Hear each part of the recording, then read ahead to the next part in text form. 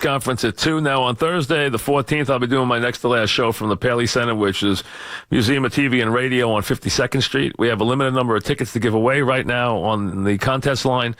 866-540-WFAN. Third caller, win a pair of tickets to see the show. It's brought to you by Bruni and Campisi Heating, Plumbing, and Home Performance, by Agera Energy, the Tri-State's premier electricity and natural gas supplier, by Sports Clips, It's Good to Be a Guy, and The Fan. So we'll give away a pair each hour. We have it only holds a limited number of people, and that'll be the last show that we do in front of an audience, or the second to last show, and then I'll come back and do the last show here. Just myself and the callers on Friday the 15th, and that's it. So now we're in single digits.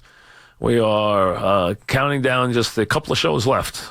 And this week, next week, that's it. Now we have a lot more guests the next couple of days who are, very prominent ones. We've had a bunch. We'll have a bunch more. We have Eli today, who would fit into that bill anyway, but who joins us every Monday. We have tomorrow, among our guests, Derek Jeter. On Wednesday, among our guests will be A-Rod. So, and others to come, too. Scott in Vista, New York. What's up, Scott? Hey, Mike. What's going on? What's happening? Hey, just wanted to thank you. It's been fun listening to you all these years. Thank you. Appreciate it. With the Giants in this draft pick, do you think they're in a position where they have to take a quarterback, even if they're not in love with them? Compelled. Listen, there are 4 to 5 quarterback prospects in this draft. There are serious quarterback prospects in this draft. It is incumbent on the Giants to pick a quarterback and like one of these quarterbacks. And the odds are they're going to like one of these quarterbacks. If they don't, I would be very surprised. This is a lot like, it's funny. It's like quite ironic because I compared this draft to the Eli draft last year, where I thought these quarterbacks could go as prominently as Roethlisberger and Rivers and Eli went. And now the Giants, who picked high in that draft, are now going to pick even higher probably in this draft. They were 4th. They moved up and got the first pick. They are right now 3, and really, if they're tied with San Francisco, except San Francisco played a lesser schedule, so they're second. They are within the top 3, and remember, they don't have to finish ahead of San Francisco because San Francisco's not going to draft a quarterback. They got Garoppolo, who yesterday, as his first start, won the game, threw for 300 yards, and drove the team and won the game at the end of the game. But you'd have to think San Francisco would then move that pick for additional picks. Oh, San Francisco is going to move the pick, but my point is they'll either trade the pick, or they will, be able to do business with the Giants, or you could make a case that they love somebody enough in the 2 that they take somebody there, and it's not let's say it's a tackle or somebody like that. You could justify taking him at 2. Absolutely could. Yeah. So, if they had somebody they love that much, and if that's the case, the Giants are in great shape. There's only one team picking ahead of them with a quarterback, and that's Cleveland. And they might be able to move up to 1 if they like Sam Darnold, who I know the Giants have gone hard at the last couple of weeks, so I happen to like a lot. There's a perfect example, And Sam Darnold's won, 2 straight titles with his USC team. Rich in Island Park. What's up, Rich? Hey, Mike. Congratulations on your tenure. Thank you. Great run. Thank you. I want to suggest as a GM candidate a guy named Adam Peters in San Francisco. He trained under Bill Belichick. He went to. He's a young guy. He went to Denver, and was. What do you know about? Why do you know this guy? Well, I know him because he's a member of my family. But besides that, he's the director of player personnel for the 49ers. Right, but they have been first of all, they have been in upheaval before this year, and he hasn't been there. When did he get there? He got there this year. I'm saying he just came in under Lynch this year. I mean, he hasn't been there very long. He's a young guy. Yeah, he's going to be too young to be a general. But how long has he been? How long was he with the Patriots? He was with the Patriots for a good 5 or 6 years. What was his job? I forget what his job was. But he went to Denver. He went to Denver. He was their right-hand man. He was in charge of the draft. Excuse me? Was he a scout? Yes, he was the chief scout. He was their chief scout under Elway. And he was I'm saying he was in Denver, but with the Pats, what was his job? He was a scout. Yeah, he was a scout. Okay, yeah, well, so, here's a guy who's ahead of him, though, would be Kyle O'Brien, who was there before him and has come from the Pats and has been with Jacksonville as the number 2 guy and been in Detroit as the number 2 guy. Plus, the other advantage there is, and listen, I'm not ruling your guy out. What I'm saying is, and you should, support your family, but the point is, Kyle is a guy the Giants know. They know him well. So he'll be a candidate, I would think. I would expect him to be. Might be too close to home because it is kind of someone they've known for a very long time. But he's going to be a guy who's going to be on a lot of lists this year, as a candidate for the GM jobs. So it's going to be interesting to see what happens there. But obviously, there's going to be a lot of talk about the Giants GM, and there's going to be a lot of talk about young coaches. So we'll see where the Giants go.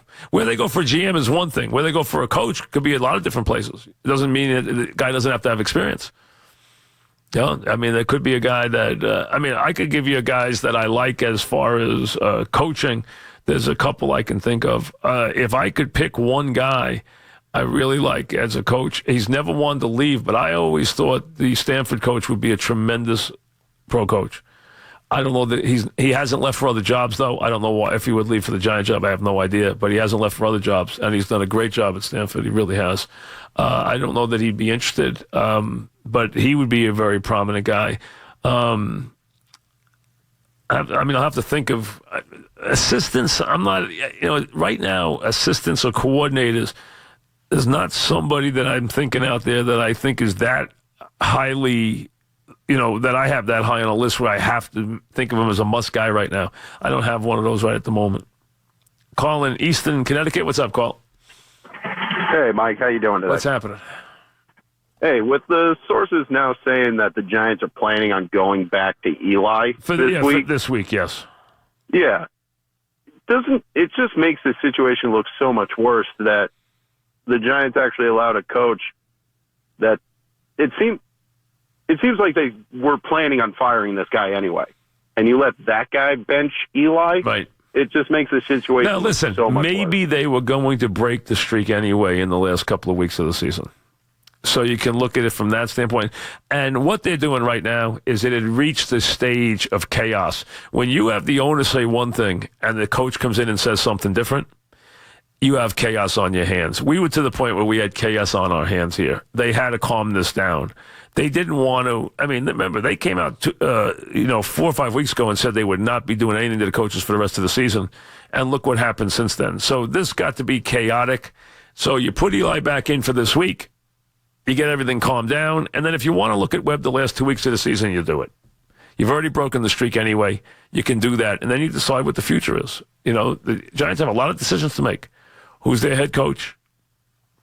Now, Spags has always been popular here. But to be fair, his defense hasn't performed this year either. So, and he would be a difficult guy to give the job to. He's been on the staff. And when he was a head coach, he was not successful. So he'd be a tough sell right now, I think, as a head coach. But he's got 4 weeks now. If he wants to go out and win 4 games in a row and have the defense play great, well, then you know what? Then he sends his resume. Spags' resume is in beating these next 4 teams. Now, that might cost you the quarterback you want, but it might also find you a coach. Tony in Oceanside, what's up, Tony? Yes, Mike, but in saying what you're saying, if they're looking to hire a general manager, won't a general manager want to bring his own person in? On this team, the general manager doesn't get to bring his own person in. John Mara has a lot to say about hiring the coach. And one other thing, I just want to say, this whole story ends up being a good story for the NFL because of all the bad that we've been hearing all year, because people rallying around a quarterback, owners and a lot more coaches and players of a class act. And I think it turns out to be really a good story for the NFL. Well, listen, here's a guy who has done everything right his whole career and who people did rally around this week. There's no question. Everywhere in the NFL they did. They rallied around this player. And he's earned that. He really has with everything he's done. Whether it's the Super Bowls he's won or being the NFL Man of the Year for his charity work or whatever he's done, this guy has earned that right. And, he has to be, I'm sure, He won't. He'll low key it. He'll downplay it. That's just the way he is. But I'm sure the Eli people, the people in Eli's camp, including his family, have to be thrilled with the way this turned out. Robert in Queens, what's up, Robert? What's going on, Mike? Thank you for everything you've done for the past 30 years. Thank you. What's up? Question. I want to ask, do you think there would be like a high enough price to take Rex Ryan out of broadcasting into becoming our defensive coordinator, say, if Spagnuolo doesn't return back? I don't think Rex is going to leave ESPN to be a coordinator. I don't think that's in his plan. I don't think that he has any. I think Rex wants to be successful in this new business. I think he wants to be a broadcaster now. He might come back to be a head coach. I don't think he'd come back at this stage of his life. After having been a head coach twice, I don't think he'd come back to be a coordinator. I don't think that's something that would interest him. I really don't. The Giant press conference is going to come your way at 2 o'clock. Sonny and Malvern, what's up, Sonny?